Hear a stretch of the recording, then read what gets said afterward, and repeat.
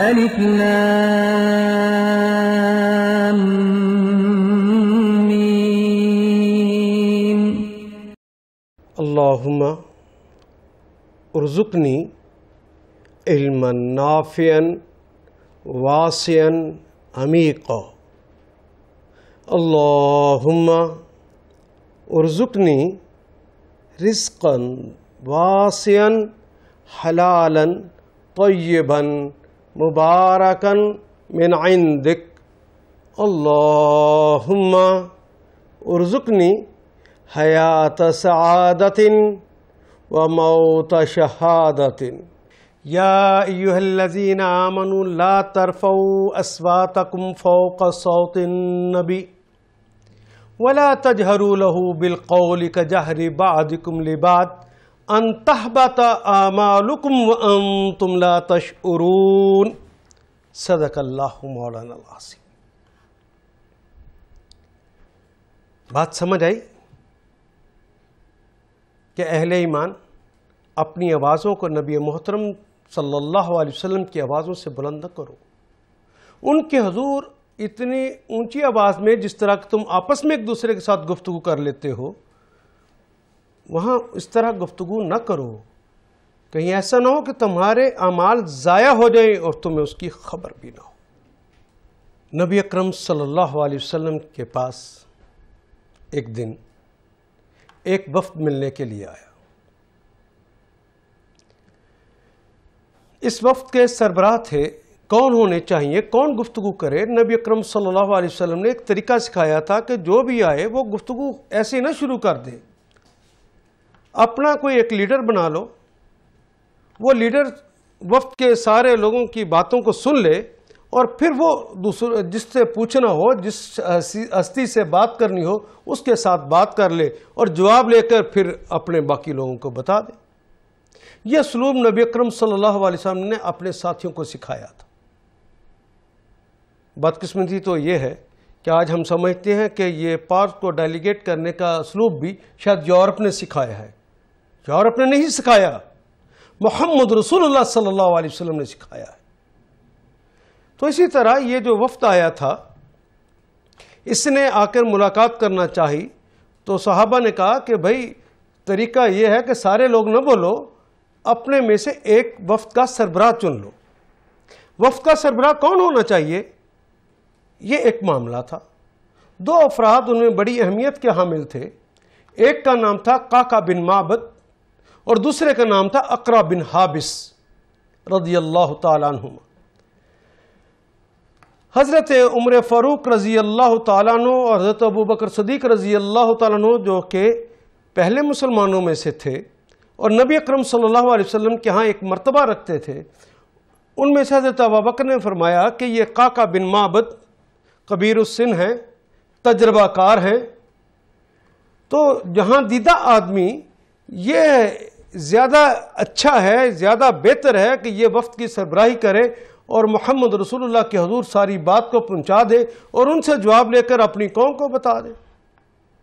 تو حضرت عمر فاروق رضی اللہ تعالیٰ عنہ کہنے لگے یہ اقرع بن حابس بڑے فصیح اللسان ہیں اور کائنات کے سب سے فصیح ہستی کے حضور تو اس نے گفتگو کرنی ہے, ان سے جا کے پوچھنا ہے.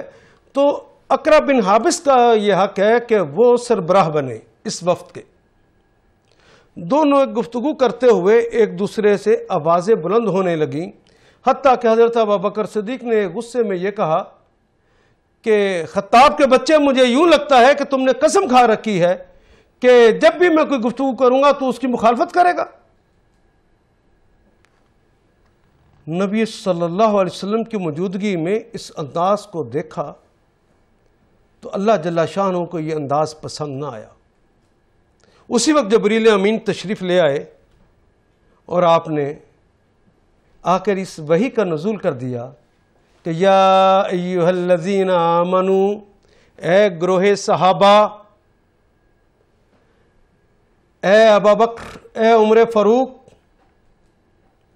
لا ترفعوا اصواتکم فوق صوت النبی.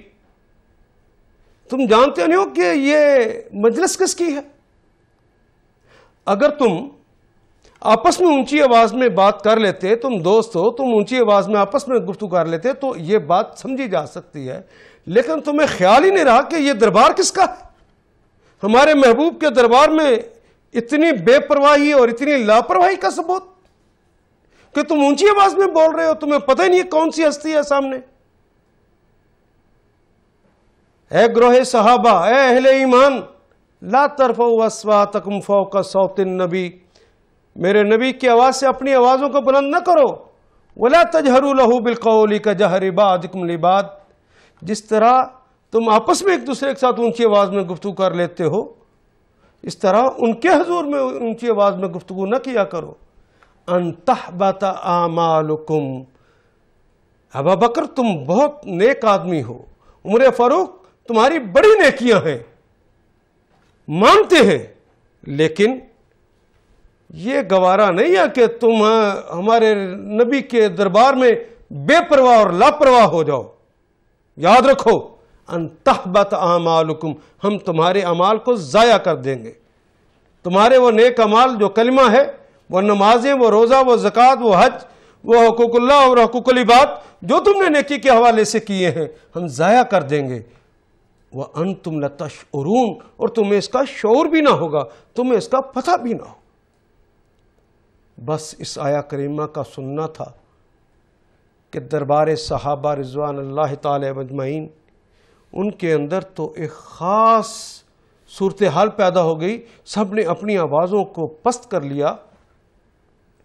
حضرت ابوبکر صدیق رضی اللہ تعالیٰ عنہ، حضرت عمر فاروق نے تو اپنی آوازوں کو اس قدر پست کر لیا کہ کہنا پڑتا تھا، کہاوہ کے بچے کیا کہتے ہو، ذرا زور سے کہو، مجھے تمہاری بات نہیں سمجھ آ رہی۔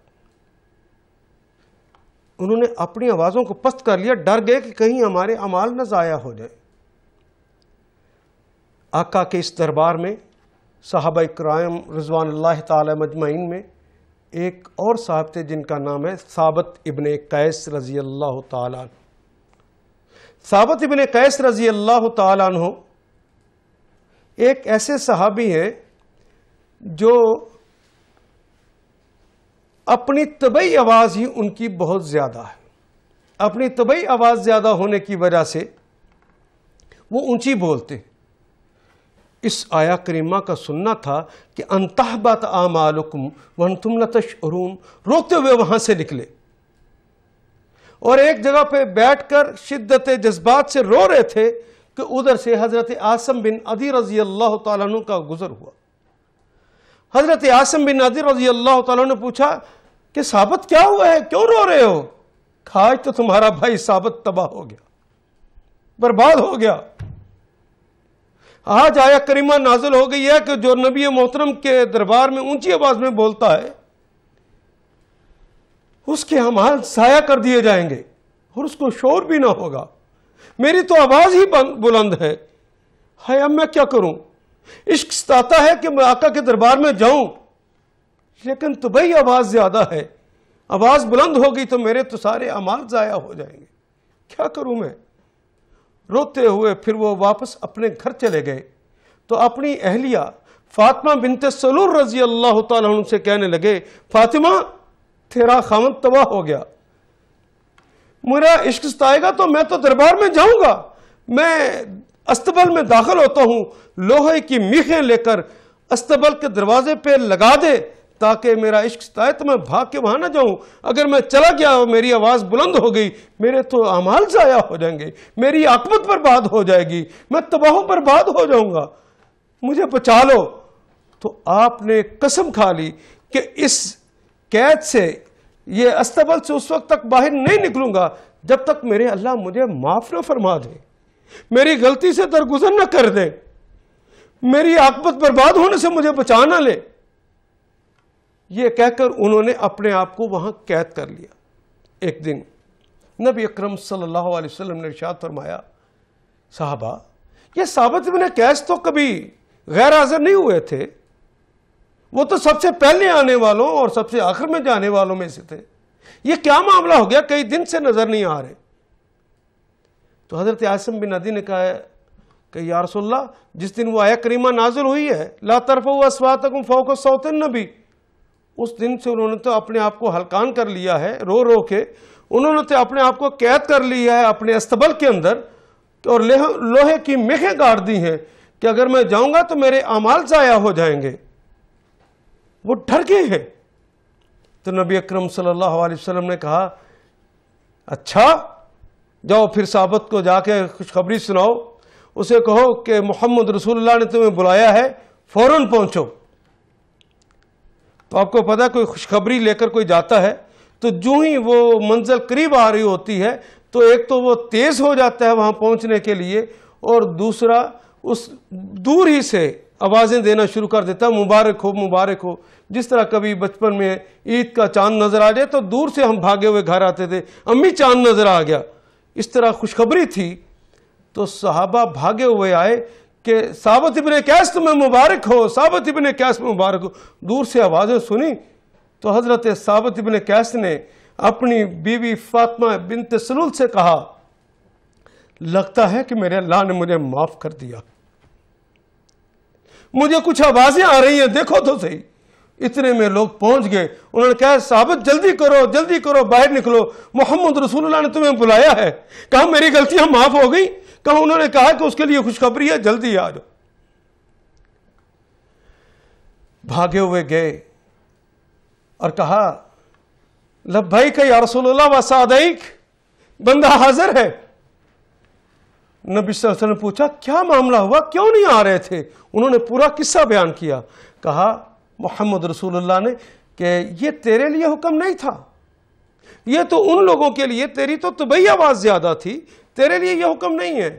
آواز زیادہ ہو جانا اس یہ مراد نہیں تھی، وہ تو یہ کہ جو میری موجودگی میں بے پرواہ یا لاپرواہ ہو جاتے ہیں، میری بات ہو رہی ہو میں موجود ہوں وہ اپنے طور پر گفتگویں شروع کر دیتے ہیں، یہ تو ان کے لیے آئی تھی آیت، یہ آپ کے لیے نازل نہیں ہوئی تھی۔ لیکن اللہ نے تمہارے دلوں کے تقوی کو جانچ لیا ہے، اللہ نے تمہارے دلوں کے تقوی کو پرکھ لیا ہے۔ ابھی ابھی یہ آیا کریمہ مجھ پر نازل ہوئی ہے، ان الذین یغضون اصواتهم عند رسول اللہ اولئک الذین امتحن اللہ قلوبهم للتقوی لہم مغفرۃ واجر عظیم۔ وہ لوگ جو رسول خدا کے حضور اپنی آوازوں کو پست رکھتے ہیں، یہ وہی ہیں جن کے دلوں کے تقوی کو اللہ نے پرکھ لیا ہے، ان کے لیے مغفرت ہے اور اجر عظیم ہے۔